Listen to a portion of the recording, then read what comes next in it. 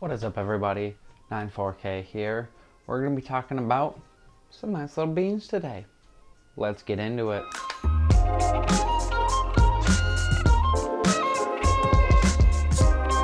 So, the Galaxy Buds Live, aka the Galaxy Beans, they missed an opportunity with that. They really should have called these the Galaxy Beans because it would have been perfect for it. Even the code name for these on the inside of these is called the Beans.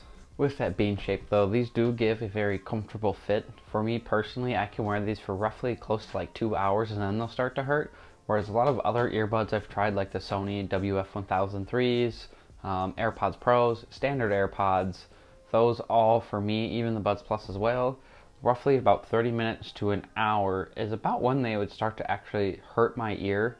So with the capability of these being able to be worn for a long period of time makes these a lot more useful to me personally. But I think these will transition for a lot of people into being a more comfortable fit because that bean style kind of really contours your ear and just gives a better overall design for an ear than your kind of standard ear tip. The earbuds, the drivers are on the very bottom of this, so the top is kind of useless in the sense of actual fit to it with that little ear tip they have.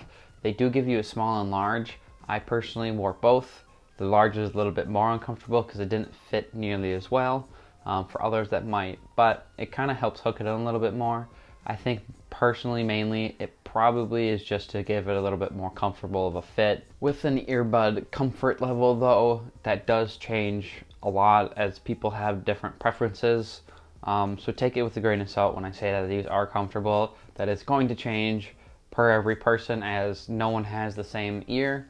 So to you, these may be comfortable, to others they may not be.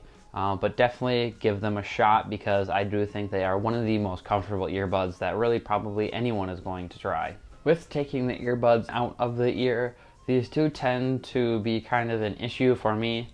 When you put them in, it's not too bad, but when you're taking them out, you kind of have to like dig in your ear almost because they're really in there. So that's one downside to these is they don't have some easy grab function. And it's not that big of a deal, but it is just kind of, it takes a little bit of extra time to take these out compared to other earbuds. The case itself is nice and tiny, as you can see here.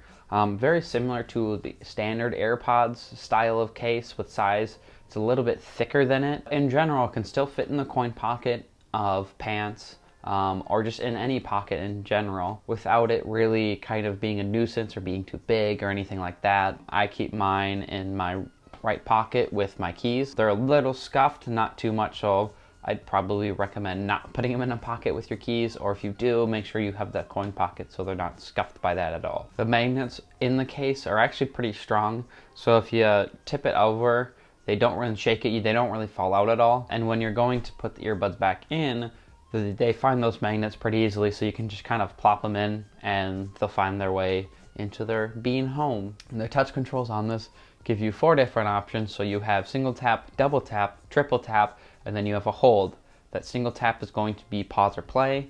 That double tap is going to be skipping a song, and with phone calls, it's answering or ending the call. With triple tap, that's going back to a previous track.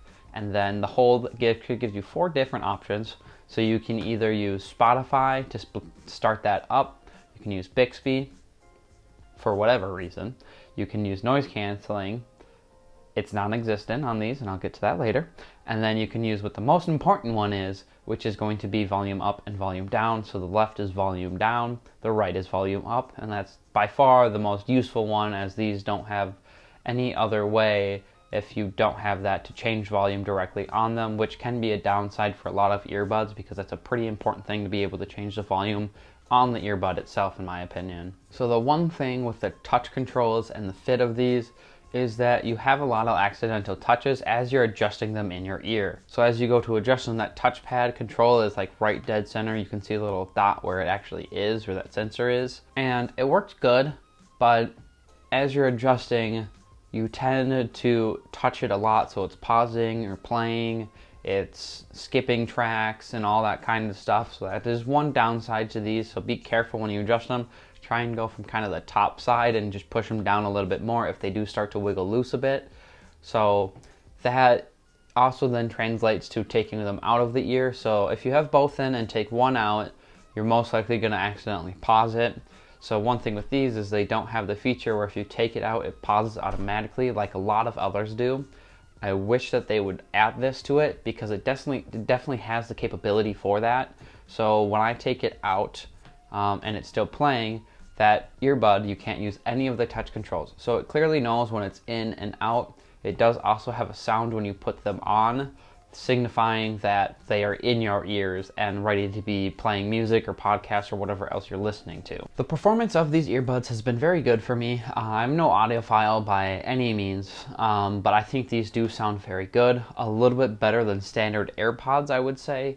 When you're comparing them to the Sonys and AirPods Pros, I think they'll lack a little bit in most areas. The bass on these is extremely good though. It gives you kind of almost like a headphone-like experience. The song I used to test is Amelia by Lil Wayne because it's just a crazy bass-heavy song, so it really tests out that bass. It sounded very crisp and very clear. I have the EQ set to dynamic at all times because I think that gives it the best overall sound quality.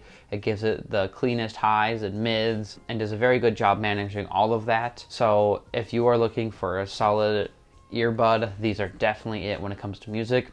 For podcasts and audiobooks and things like that, I do think these do a very good job being on either the dynamic EQ, or you can put it on the treble boost and it just pumps those up a bit. So if you're using anything with these, I highly recommend them because you are going to get a very good sound quality comparative to others in this price range. If you are looking for high quality sound quality, going to the Sonys or the AirPods Pros even, or the Master Dynamics or the Sennheisers, that's probably what you should be looking at. Now talking about the noise cancelling on these, it is completely useless. It does nothing. If anything, it makes the sound actually worse because it's now trying to gauge what the mics are trying to gauge what's coming in and then send an output signal back. And it makes people around you sound really weird because you can still hear them clearly, but you can't hear them clearly, and it just doesn't work. It makes things not good. So don't turn the noise canceling on these. It's not worth it, and don't buy them for the reason of them having noise canceling because you're going to be really disappointed. Now we are going to do a mic test with these so you guys can hear what that mic sounds like. So here we are going to be testing the mic quality of the Galaxy Buds Live, so that's what you are currently hearing into the audio now, unfiltered, unedited, or anything like that. These mics do have a very good quality. I've been using these to talk on the phone a lot with friends and with work. No one has had really any complaints. So far, a lot of the comments I've actually been hearing about this is that it does actually sound like I am just talking on the phone as regular and not actually using earbuds.